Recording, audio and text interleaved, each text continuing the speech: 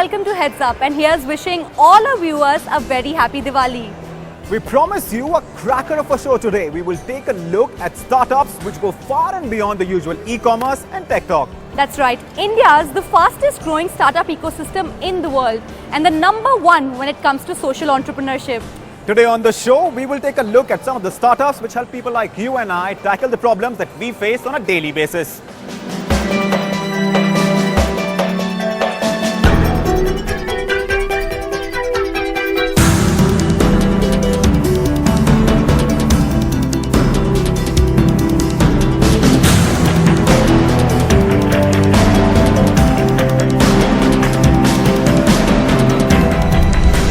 Talk about Bihar elections or any other for that matter. It's imperative for voters to get involved and work with their politicians closely. And that's what Ritvika, a Harvard graduate, is hoping to achieve with her startup Swaniti.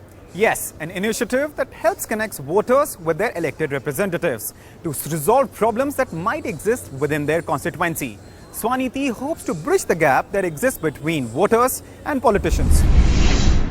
Everyone seems to have an opinion on the politics in the country, analyzing, questioning and debating. Ritvika Bhattacharya did the same when she was studying at Harvard University. However, what she did after that was in many ways unique. I was at Harvard at the time, and basically we were watching the 2009 elections. And what we noticed was there was all of this energy on the university campus to be a part of the political process. And there was really no channel of going into political process, specifically in working with elected officials. And what we decided was, why not create something? Ritvika is the founder of Swaniti, an organization that works with MPs, MLAs and other elected representatives in varying capacities. After a competitive admission process, fellows get matched with an MP or MLA and work with them to resolve the operational challenges they have in furthering the development in their constituency. My work with Dr. JP centered around regularizing the land tenure in a below poverty line slum colony for 900 families. So we created the knowledge around what are the eligible criteria according to the government order, and then subsequently identified the genuine land and title holders, and finally were able to move the process one step more closer towards empowering them with land titles.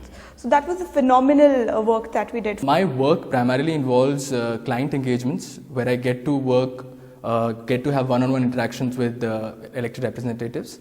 At the same time, I'm also working on knowledge consultations where I'm preparing briefs on centrally sponsored schemes which can be used by the elected representatives to catalyze development in their constituencies. From famous politicians like H.K. Dua, Smriti Irani, to Vandana Chavan, a Rajya Sabha MP from Maharashtra, and Jayavardhan Singh, an MLA from Madhya Pradesh, are some of the politicians that work with Swaniti fellows.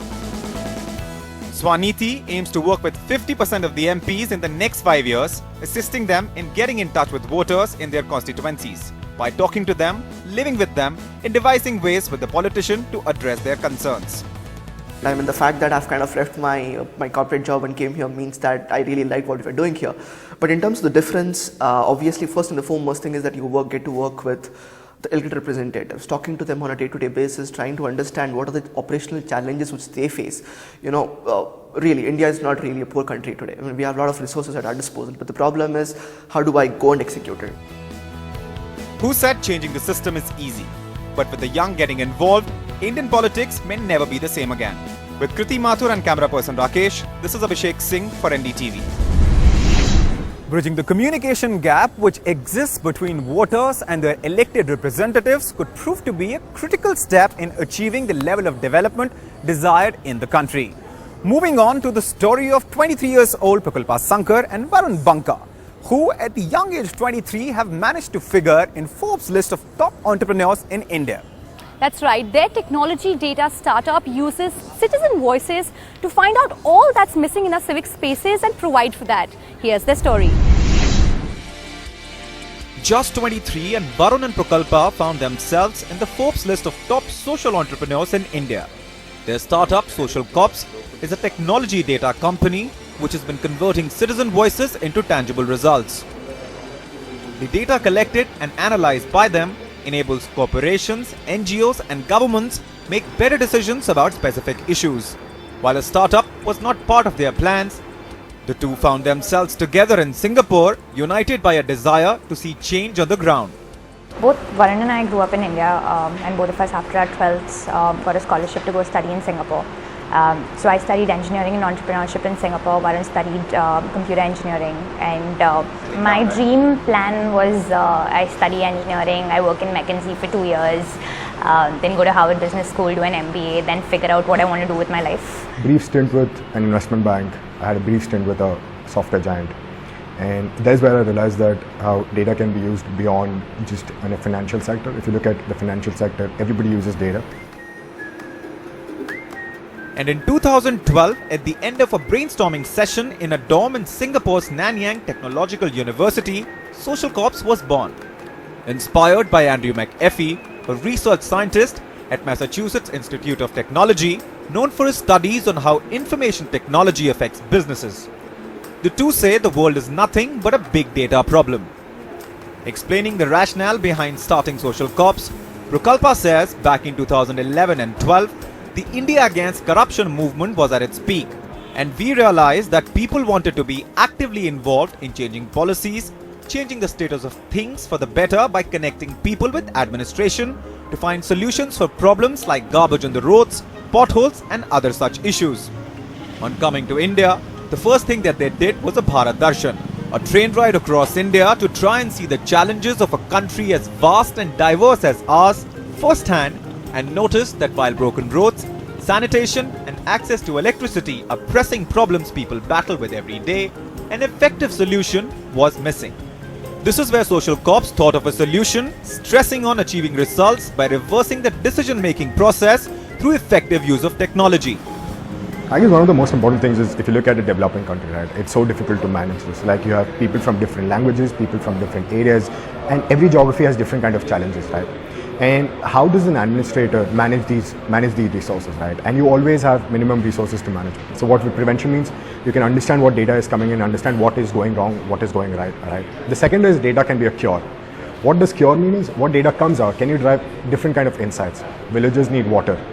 So we got an insight saying that, hey, villagers actually need a bus stop, not water, rather than giving them water. But how can you put a micro element to it so that you know exactly what needs to be done? Data, they say, can be leveraged to help governments and other groups address bigger problems like healthcare, education and sanitation. Among the big successes for Social Corps was a community mapping and micro-planning project for 264 villages in Vijayawada, Andhra Pradesh, which collected crucial data on literacy, sanitation, access to electricity, etc., which people believe the government should address urgently. The data thus collected was processed and analyzed before being presented to the administration in an easy-to-grasp format. Findings of the sector-wise surveys undertaken by the Member of Parliament and Tata Trust will be used to develop Vijayawada as a model constituency over 3 years. We collect data about every single citizen, every single school, every single village. All of this was mapped using a mobile app, Android-based, works on 2,000 rupees phones and completely in Telugu. So this was in Vijayawada and AP. 1,000 volunteers were deployed, and all of these people were like 10th, 12th class pass, and this was the first time they were interacting with a smartphone. They went out and collected about 150 data points about every individual, mapped information at the panchayat level to actually understand where problems were happening. We were also able to look at a larger level perspective and say, hey, you know what, like in this particular areas we need to build toilets because the toilet penetration is less than 20%, and that was essentially the outcome of the entire thing, right? Low internet penetration is an issue all tech-based startups operating in the developing world are grappling with, and it's no different for Social Corps. Challenges are just the infrastructural issues that we face today in the developing parts of the world, right? So internet is a huge challenge, which is why we built our platform to work completely without internet. So everything works without internet. The minute there's an internet connection detected, data syncs back. Among those betting on Varun and Prakalpa is Google's India MD Rajan Anandan, who has invested in the venture. The best guarantee to ensure a better tomorrow is to divert our resources and efforts in the right direction, and as Social Corps have demonstrated many a times, it is achievable. Just follow the data, it points the way. With camera person Hira Mandal, Abhishek Singh for NDTV. According to a recent report, while only 20% of Indians have access to the internet, the numbers are even lower for those with access to basic computers. And that's what these two startup founders are hoping to change. Yes, this Bangalore-based startup called Renew IT, founded by B.S. Mukund and Raghav, aims to make computers affordable for everyone. They buy computers from big corporate organizations and sell them to government school students and NGOs. Smart cities, digital India, and a big use of big data. Amidst all the talk of a digital India and getting the country e-ready, many are working quietly to help reduce the appalling digital disparity. And that's the vision that brought IIM graduate Mukund and his co-founder Raghav together 6 years ago. They buy computers in bulk, refurbish them, and sell them at low cost to smaller schools, colleges, and NGOs. Part of the refurbishing also includes removing all data using a Department of Defense data destruction software, testing for functionality, replacing defective parts, and retesting. Quality, they say, is uncompromised. 90% of India didn't have access to computers. So I thought, why would we want to take away good computers and strip them apart? Instead, if we can refurbish them and give it at affordable prices to Indians, then the whole landscape would change. We only source computers from corporates because these are well-maintained assets and they have another good 4 or 5 years left in them. And they upgrade their computers every 5-6 years once because they need better technology for the processes they follow. The main focus is the part of India that does not figure on the digital map. According to a study, 1 billion Indians have no access to the internet. Their biggest deterrents: poverty, illiteracy, and lack of good infrastructure. Mukund says his startup, Renew IT, is trying to plug this divide. They've sold computers to all parts of the country, from Orissa and UP to Arunachal Pradesh. Apart from this, they also provide after-sales support in most areas, including small towns, where often larger IT giants have no support presence. But their journey was not an easy one. So when we started off, not many people understood what they did, and like even though I'm a IIM graduate, they said, why are you doing like a kabadi wala kind of a job, because you're buying back old stuff and then you're trying to sell them. But when we started off, our mission was to make computers affordable to everyone. So if we could take away stuff which is no longer useful and give it to people where they could make use of it, I think we would reach our purpose. The goal may be ambitious, but it's efforts like this which will see it being realized. With Lakshmi Shivadas, Natasha Jog, NDTV. Well, it's time for us now to slip into a short break, but you don't go anywhere. There's lots more on the other side.